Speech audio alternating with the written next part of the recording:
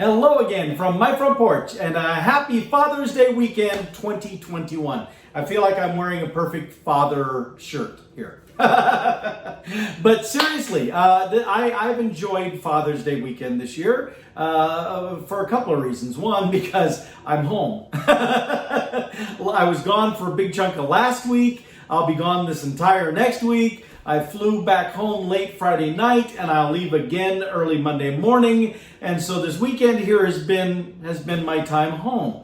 And so I was glad to be able to be home because Saturday we went and spent time in Carroll with my dad. And then today I got to spend time individually with both of my kids, with Ashley and Alex. Ashley remotely because she lives down in Florida, and then Alex here in Des Moines. But it's been good to do that. Yesterday we were in Carroll, and as I said, we visited with my dad and my mom. Unfortunately, because of schedules, not all of us were able to be there. In fact, only two of us siblings were able to be on hand for that actual gathering. Everybody else was able to extend their Father's Day wishes in other ways, phone calls and other things like that. But my sister Tony and her husband Dave and her son Dylan, and then Lisa and I, we got together at my parents' house. And we grilled out for them, set up grill in the back on their patio, and grilled them some steaks and some burgers and some brats. Had some other fixins for that, and then we it allowed mom and dad to stay at their house, and just actually sit in their preferred chairs in the living room and eat there, and very, very low key sort of kind of thing. But they both did seem to really, really like it. And so, and in the course of that, we also got a chance to share a lot of stories. It always happens, you get family members together and you start swapping stories about different things. But what was interesting this time is that we had a few stories shared. Dad shared some stories, especially from his police life, that I had never heard before. and some of them I don't think I will repeat on camera, in fact. But yeah, it was a little like, oh, so that's the way it was, because it was a very different scenario situation, and don't worry, I'm not talking about anything like really bad kind of thing, but just stuff that it's like, well, I guess in late '60s, early '70s, small town Iowa, that probably flies. Wouldn't fly now, but it was it. But anyway, so it was an interesting time, and a lot of good stories were shared, and with a lot of laughs, and it was a good time. It really was, and so I think that turned out to be the perfect Father's Day celebration that he needed, because he's not really big on big gatherings and get-togethers now. Anyway, he gets his anxiety kicks in, and he gets a little overwhelmed when there's lots of people, a lot of noise and a lot of activity. So especially when there's a lot of kids around too, that can put him over the edge fairly quickly. And so when he does, because he doesn't attend a lot of family gathering things, a lot of family functions for that reason, when he does attend those things, he prefers to be able to drive himself. So it has to be within close enough proximity that he feels comfortable driving himself. And then when he drives himself, it's understood that what that means is he can leave whenever he wants. That he will leave when he feels like I've reached my limit. I'm out of here. And to his credit, some people hear that and they say, "Wow, that's just antisocial. That's just not right. He's just not thinking of others." Actually, he is. Because even I used to think of, he's just being selfish.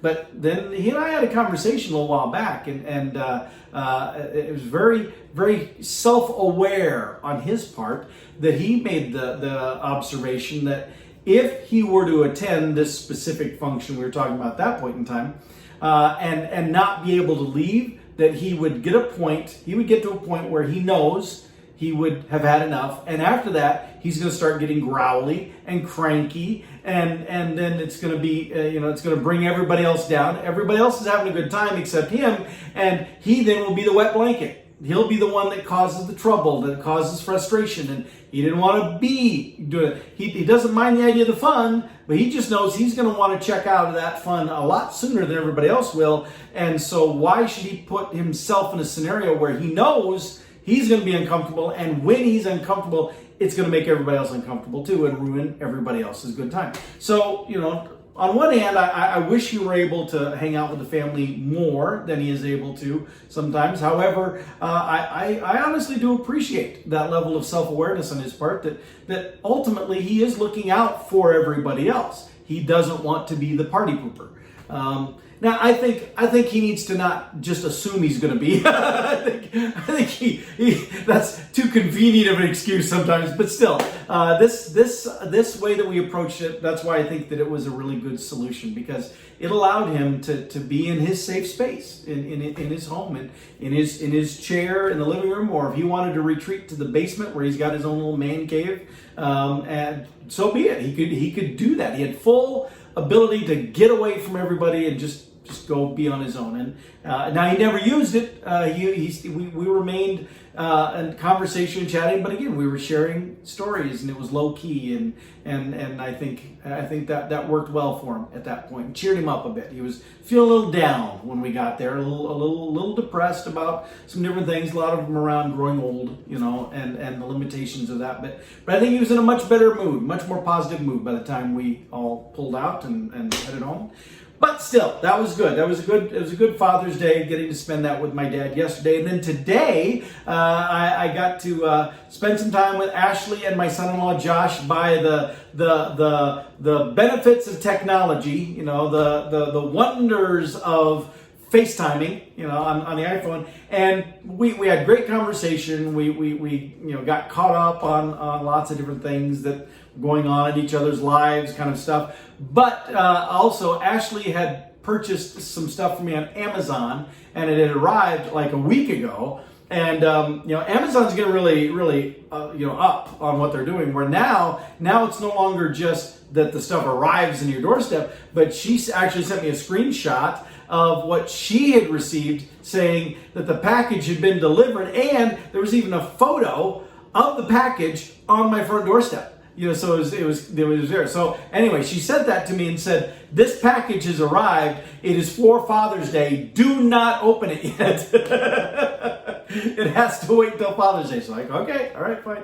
So when we were FaceTiming today, I was able to open those things up, and she's half a continent away, but she still knows her dad really, really well, because this is what I got. I got this book, A Brief History of Time Lords. See, a tie into Doctor Who, which I do really enjoy Doctor Who, but this is a really interesting book. It's a lot more detailed than because I was familiar with the book and I wanted the book, but I had never seen inside the book. I didn't know what all was in it, and it's really there's a lot of reading to do here. I jokingly said I could take this when I travel now, and I'll sit on the plane reading this, and it's the kind of book that the person next to me would be like, "Oh, I ain't going to talk to him. Look at that he's reading. That's just weird." Although Lisa pointed out to me that it could backfire, because I could be sitting there reading this, and the person next to me go, "Oh, you like Doctor Who too? Oh, well, let's talk." Yeah, I suppose that's true. See, when I fly, I don't like being social. I really don't. I like to be able to just sit in my seat and get there. I'll have my earbuds in, and I'll watch TV shows on my iPhone, or I listen to music. But I just want to tune everybody. I just want to be in my zone. And it's different people are different ways. Very chatty. I want to be very friendly, and it's not that I don't want to be friendly. It's not that I want to be rude, but I just on the airplane, I'm just not interested, and I'm just not. I just want to get there. So that book was in the box, and this also was in the box. Season 2 of the old 1950s TV series Maverick with James Garner and James Garner, and then the other guy. What was I just drew a blank on his name? Jack Kelly. That's his name. That played his brother. And so back for I think Christmas time, Ashley got me season 1.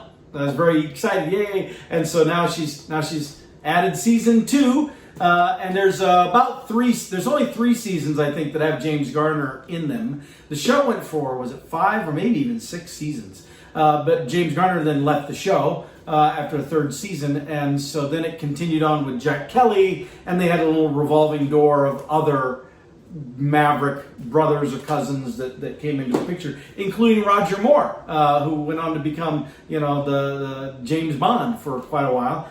He was a Maverick cousin from England, and was in there as well. But still, so I'm excited. Ashley knows her dad, the Doctor Who stuff and that. But then I got to spend time this little later in the afternoon here with Alex. Now originally we had this plan that we were going to all go out to dinner. It was going to be Alex and his girlfriend Natasha and myself and my girlfriend Lisa. But then we started trying to work out the time dynamics of things, and it just wasn't going to pan out. And so Alex and I had decided plan B was that just he and I would sneak away and we would go to a movie because movie theaters are back open now. Yay! And so we opted to do that. That was going to be my Father's Day. He was going to take me to a movie. And so we went and saw, let's see if I get this right, The Hitman's Wife's Bodyguard, I think is the name of it. Now, it stars Ryan Reynolds and Samuel L. Jackson and I can't think of her name. Selma not Heimlich. That's Selma Hayek. Selma Hayek, yeah, that's it. And then and Antonio Banderas, there, and a number of other faces that I recognized as well that were in it. That was kind of fun, but it was really a very good movie. Now, here's a little interesting tidbit. I had not seen the first movie, what I think is just called The Hitman's Bodyguard. So I had not seen the first movie, and I didn't know if that was going to impact. But I thought, it's a Ryan Reynolds movie. I'm sure I'm going to enjoy it. He's funny in just about everything he does. And so, it sounds good. And I really did enjoy it. I enjoyed it a lot. I enjoyed it so much I would watch it again in the theater. I'd pay to watch it there. But I think before I go back to watch it again, I am going to track down the first one and watch it first. Because while I enjoyed it a lot, enough to want to go back, I imagine there's some nuances. There's some in jokes that I may have missed because I wasn't familiar with the first movie, and so we're going to do that. But really, when you stop and think about it, that's pretty high compliment to a movie, especially a sequel movie. If someone like me can go to the sequel movie and thoroughly enjoy it, fully understand what's going on in the storyline happening here, and thoroughly enjoy it enough to want to go back to see it again, but even more than that I enjoyed seeing the sequel enough that I want to go back and watch the first movie that I hadn't watched yet, and then watch the sequel again. Not a lot of sequels can say that they inspire someone to want to do all of that other stuff. So I do give it pretty high regards. Now, I will say this: as far as a movie review or recommendation goes, keep in mind I said Samuel L. Jackson is in the movie, and if you've seen any Samuel L. Jackson movies, you know that there is a certain type of dialogue that is expected that Samuel L. Jackson uses when he is in movies, and he holds true to form in this one too. So anyway, just keep that in mind. I was surprised there was someone there when we were leaving. I know, and the theater was full, by the way. Now, it was not a huge theater, but it was full. There was people are ready to be back out there, and I say, yay! But there was this lady there with a younger child. I'd say probably like, I don't know, 9 years old, something like that. A little younger than Sophia, who's 11. So, but I was really a little bit surprised they brought him to this particular kind of movie. But I'm guessing the odds are good that unfortunately that child probably hears all that or worse at home. So I'm not saying it's a good thing. I'm saying, unfortunately, there's a good chance that it wasn't a surprise to that child's ears, which is always sad when that's the case. But anyway, So it was a good Father's Day all the way around because, as I said, I got to see my dad yesterday. He was in a good mood. I got to see my daughter today. They were in a good mood. Got to see Josh with Ashley. Got to see Alex, my son, and we had a great time as well and got caught up. And then, of course, over the course of the weekend, I got to see Lisa too. that's always a good time as well. I always enjoy that. So it's been a good weekend home, and I was really glad to get to spend time with all of those different individuals. But with that, I will let y'all go, and I'll see you next time from my front porch.